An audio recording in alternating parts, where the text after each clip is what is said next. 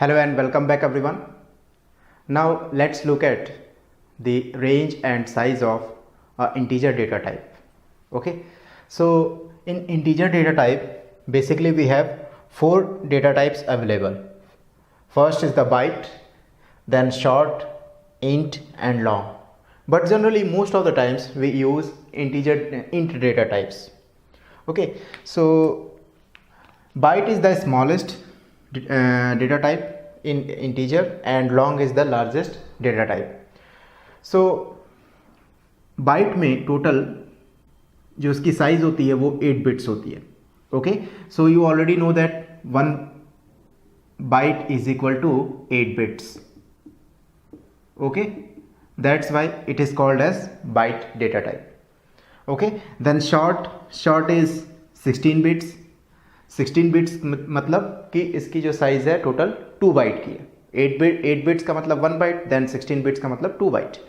Okay, and also there is range available hair.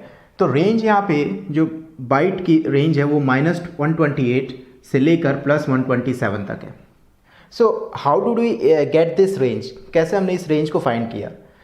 So if you are a computer science student in a BTech course curriculum, we already learn the digital electronics course, but itself is a separate course. तो मैं इस digital electronics के बारे में नहीं बताऊंगा, लेकिन हाँ इस रेंज के लिए जो हम मेथड यूज़ करते हैं, जो फॉर्मूला यूज़ करते हैं, उसको मैं यहाँ पे आपको बताऊंगा ताकि आप समझ जाएं कि रेंज को कैसे फाइंड किया जाता है.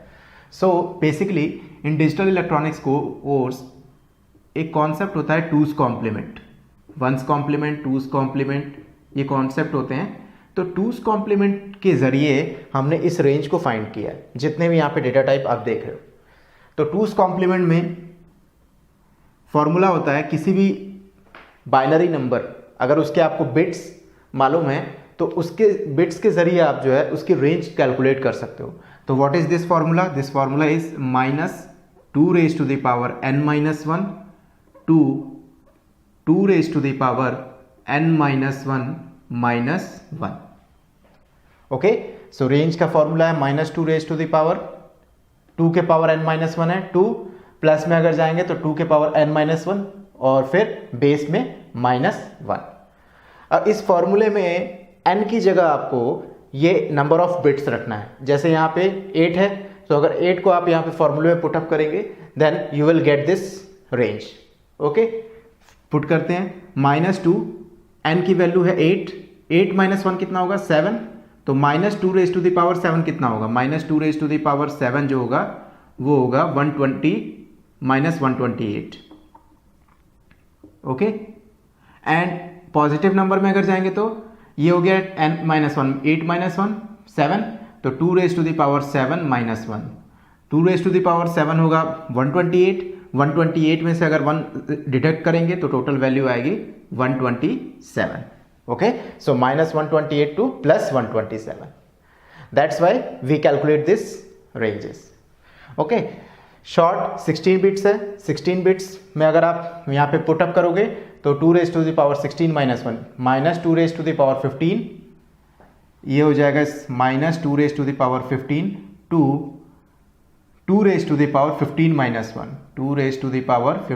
-1 ये रेंज हो जाएगी इसकी. ठीक है, अब ये जो भी नंबर कैलकुलेट होके आएगा वही नंबर मैंने यहाँ पे आपको लिख के दिखाया है. तो -2⁻15 की वैल्यू होती है 32768, और 32768 में से अगर आप 1 डिडक्ट करोगे तो 32767 आएगी. आ रहा समझ में? Now coming to the integer, int data type. तो इंट डेटा टाइप की जो साइज है वो 32 बिट्स है. 32 बिट्स का मतलब 4 बाइट, क्योंकि 1 बाइट जो है 8 बिट्स का होता है. तो 32 बिट्स जो होगा वो उसको आपको 8 से डिवाइड करना होगा. तो ये कितना आएगा? 4 बाइट. ओके, सो 32 बिट्स को आप यहाँ पे फॉर्मूले में रखोगे 32 - 1, तो ये कितना आना चाहिए? ये आएगा -2⁻31 to 2⁻31 -1. You calculate this. I have already write down the exact number जो इसको कैलकुलेट करने के बाद आएगा. तो -21474 एंड इसमें से 1 डिडक्ट करेंगे तो 647 आ जाएगा. Now long data type. Long data type is 64 bits. 64 bits means 8 byte, 8 8 जा 64। So this is the largest data type, means कि इसमें जो है इंटीजर में, इस लॉन्ग में हम जो है सबसे ज़्यादा रेंज की वैल्यू को जो है स्टोर कर सकते हैं। सो रेंज का मतलब यहाँ पे यह है कि आप कितने से बड़ा नंबर जो है किसी डेटा टाइप में स्टोर कर सकते हो। तो बाइट में आप जनरली 8 बिट से ज़्यादा नंबर स्टोर नहीं कर सकते, -128 टू +127 तक ही, लेकिन लॉन्ग में आप काफ़ी बड़ा रेंज का नंबर यूज़ कर सकते हो। ठीक है, तो इसकी रेंज जो है फाइंड करेंगे तो कैसे फाइंड करेंगे, -2 raised to the power 64 -1 which is -2 raised to the power 63 to 2 raised to the power 63 -1, और ये उसका नंबर है। Okay, so you write down this. Now coming to the integer data type, most of the times we used this int data type. Okay, हम programmers generally ये सोचते नहीं है कि हमें कंप्यूटर में जो है मेमोरी को सेव करना चाहिए, स्पेस को जो है कम से कम यूटिलाइज करना चाहिए। ओके, बेटर एफिशिएंसी के लिए अगर हमें सबसे स्मॉलेस्ट भी नीड होती है बाइट की, फिर भी हम क्या करते हैं, हमारी हैबिट हो गई है इंटीजर को यूज़ करने की, इंट डेटा टाइप को। So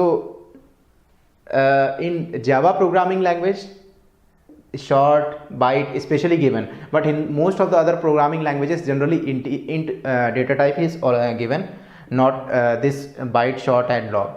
हाँ, short and long को हम as a qualifier वहाँ पे यूज़ करते हैं C++ लैंग्वेजेस में, बट यहाँ पे स्पेशली इन्होंने डेटा टाइप जो है इसको प्रोवाइड किया है। So that's why Java primitive data type has a rich set of data type. Okay, so in the next video we will see an example related to this primitive integer data types. Okay.